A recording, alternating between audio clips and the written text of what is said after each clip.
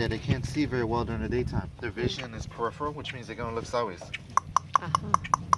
They'll catch very slight movement. They spot here or there. So I should probably be able to see something like this, but you can't see here or here. Oh, wow. Like I said, her vision's from the side. Now directly at the tip of her snout, her nostrils are right here. She mostly breathes out of her nostrils because she always keeps her bow and her back of her throat closed. Now, even though a lot of times the alligator spends most of their life in the water, I would say like most percent of their life, like 90% of their life, they live in the water. But they can't inhale the water, drink too much of the water, because they can actually suffocate and wind up drowning.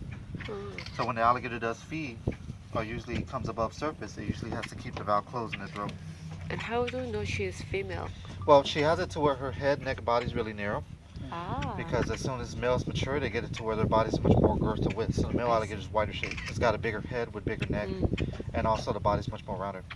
Now the females are not territory, but they do select areas based upon what they're usually good at catching.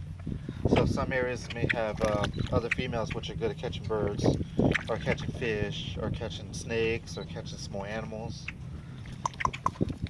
Males are usually basically territory based upon the areas where they're raised at. So a lot of times the males don't leave to certain areas ever since like they're hatched like young alligators. And then as they start to grow older and start to mature, they start to become more solitary. Like they start to live more alone and very more like territory. Not only territory, not even solitary, but also cannibal or cannibalism. So the large male alligators do potentially have a taste for eating other alligators.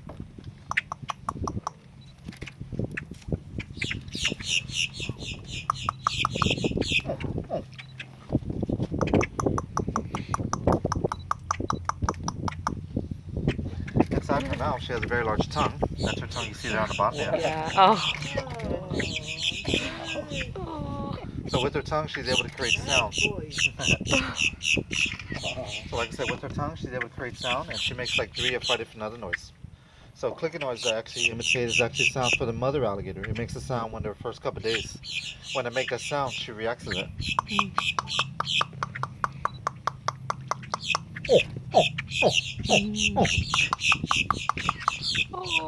Yeah, see, she has a very good sense of hearing.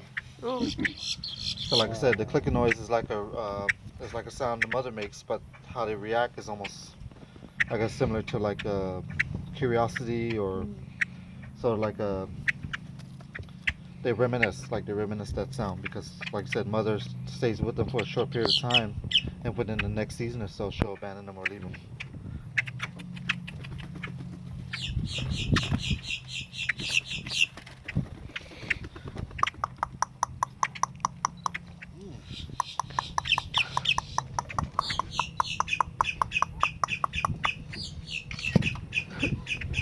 Now the alligator doesn't necessarily have to feed all the time. It mostly, when it consumes animals, it mostly tries to feed on how wide or width the head of an alligator.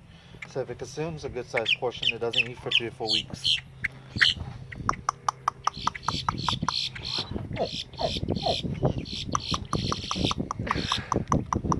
No, she doesn't like too much interaction. Maybe he wants a piece of meat.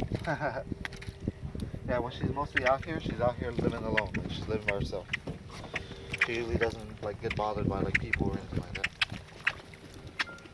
that. So Too big. it can go either way. She can be very